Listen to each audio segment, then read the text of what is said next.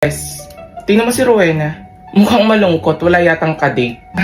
Oo nga eh. Tsaka walang magkakagusto sa tulad niya. Hindi naman siya kagandahan. Tara, lapitan natin tapos asarin natin. Tara, dali. Nice.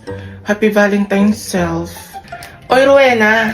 Parang ang lungkot mo. Saan ka punta? Dyan lang sa may faculty. May kukunin lang ako. May inutos kasi sa akin si teacher. Oy, by the way, look oh, may 3 akong flowers. Di congrats. Ako rin 3. Ang ganda oh. Ang cute ng flowers mo. Pampatay.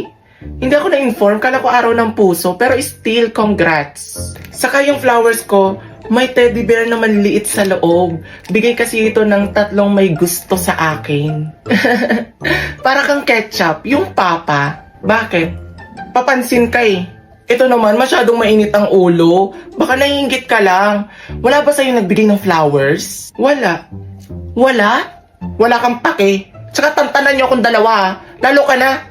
Mag-conditioner ka nga. Pangit ang buhok mo. Todo date ang mga estudyante. Ay, taray may pa-surprise pa. Okay. Kala mo naman mga magtatagal. Miss? Ano? Sa akin to? Hala kuya, nakakahiya. Uy, nakakahiya. Pero, hindi naman kita kilala. Ba't ka nagbibigay ng ganito? Pwede bang manligaw? Oo naman, walang problema. Gusto mo tayo na eh. I mean, pwede bang paabot dun sa babaeng yun, yung flowers na yan? Yun? Oo eh. Gusto ko kasi siya. Crush ko siya. So, itong flowers, hindi sa akin. Para sa kanya. Oo, tama. Bad trip ka pala eh. Wala ka bang kamay? Wala ka bang paa? Istorboy mo pa ako? Pinagtitripan mo ba ako? Ikaw magbigay niyan? Mowa! Kuya, nadaan po ba ito ng Baklaran? Ay, oo naman. Dadaan to sa Baklaran, Noy. Makanoy naman si kuya. Babae po ako. Ay, sorry. Babae ka pala? Tsaka, ba't parang ang lungkot mo? Kasi naman kuya, wala man lang nagbigay sa akin kahit isa ng flowers.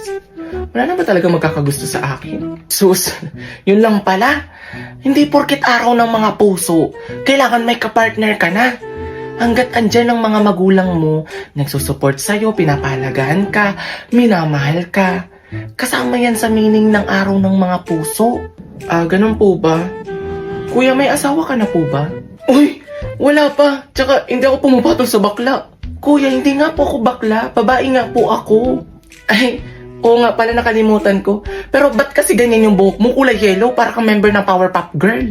Nasa lahi namin to, kuya. Tsaka, grabe ka naman sa mga bakla. Feeling pogi ka. Ay, dyan ka nagkakamali. Ito ang kapugian ko. 10K ang halaga nito. 10K? Walang papatol sa'yo ng 10K, kuya. Baka nga pang ice tubig ka nga lang eh. Ate, magkano po sa isda nyo? 300, Neng. Anong ginagawa mo? Ate, hindi kasi ako marunong tumingin ng isda.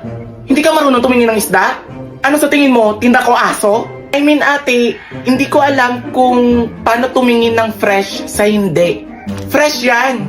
Parang pinapalabas mong hindi fresh yung tinda ko Nahuli yan ng 6 a.m., 45 minutes, and 20 seconds. Taray, kabisado.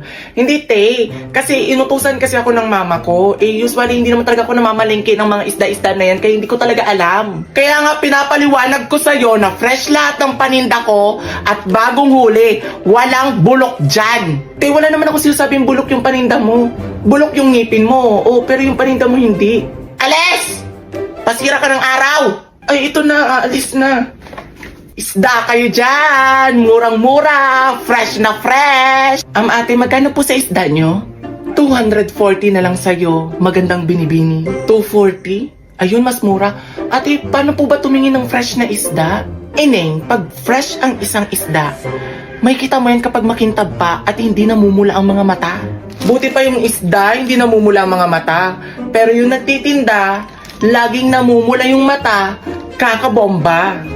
Hay nako, ang dami talaga pakalamero sa mundo. Sa bagay, hindi naman kasi nararanasan maging fresh like me. Fresh ba ang tawag dyan? Laging binibembang ng asawa? Sus! Wala ka lang dilig. Matagal na kasing byuda, kaya inggitera. Never pa ako naging inggitera sa'yo. Alam mo, may kanta nga ako sa'yo eh. Wasak na wasak ang pusok nila timak. Joke ba yun? Kasi, di ko alam ba't ako natatawa.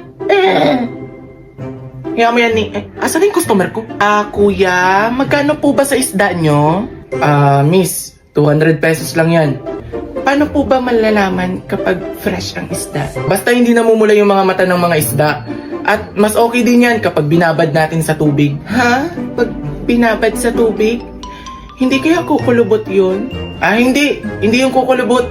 Basta babad lang sa tubig talaga. Yung isda mo ba, binabad mo? Oo naman. Binabad ko sa tubig kaya fresh at malinis. Patikim nga. Patingin nga. Ay, patingin. Hindi, I mean, 1 kilo. Pabili ako.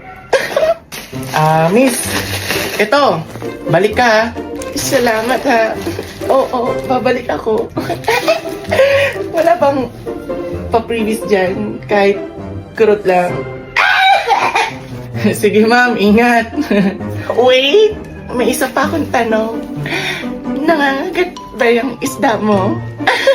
Oo naman, nangangagat to, lalo na kapag buhay. Sabihin mo din sa isda mo, nangangagat din ako. Nakakatuwa talaga to si Mamo. Last question na talaga kuya. Yung isda mo ba, patay na? Ay opo, patay na po yan. Magaling din ako bumuhay. Gusto mo buhayin natin? Ano ba yan? Babe, sumagot ka na. Bili. Hello, babe? Oh, hello, babe. Napatawag ka? Hello, babe. Namamroblema kasi ako ngayon. O bakit? Ano bang nangyari, babe? Babe, natalo ko kasi sa sugal yung 22,000 na pang tuition fee ko. For sure gagalitan ako ni mami. Babe, bakit ka pa kasi nagsugal? Sabi ko naman kasi sa'yo na wag mo na akong gagayahin magsugal eh. Babe, wala na talaga akong malapitan. Baka may magawan ka ng paraan. Please, tulungan mo ko. O sige, gawan ko ng paraan. Basta para sa'yo, gagawin ko ang lahat. Ganyan kita kamahal. Babe, sige salamat. Update mo ko kapag nakahanap ka ha. Sige, pauwi na ako. Mami, andito na po ako. O, andito ka na pala. Kumain ka na ba? May pagkain dyan. Mami, siguro maya-maya na ako kakain. Medyo wala akong gana ngayon eh. Bakit wala kang gana? Masama ba pakiramdam mo? May nararamdaman ka ba? Hindi naman mami. Siguro masyado lang talaga ako napagod kaya kailangan ko rin talaga magpahinga. Ganun ba? O sige. Oo nga pala. Naibayad mo na ba yung tuition fee mo? Opo, naibayad ko na po. Kahapon pa po, mami. Sige, mami, punta muna ako sa kwarto. O sige, magpahinga ka na. Oh, mahal. Kamusta? Mahal. Andito ako sa ospital ni. Ha? Ba't nasa ospital ka? Mahal, kasi sumama yung pakiramdam ko. Dinala ko ng mama ko dito sa ospital. Ano? Oh, kamusta? May sakit ka ba? Ano daw sabi ng doktor? Okay lang, mahal. Sumakit lang talaga yung tiyan ko. Kaso iniisip ko yung bill, mahal. Yung bill? Wag mo nang problemahin yung bill. Magkano daw ba? Ay, hindi na. Kahit magkano pa yan, babayaran ko. Ganyan na ganyan kita kamahal. Basta, safe ka lang, okay na ako. Thank you, mahal ha. Mahal na mahal mo talaga ako.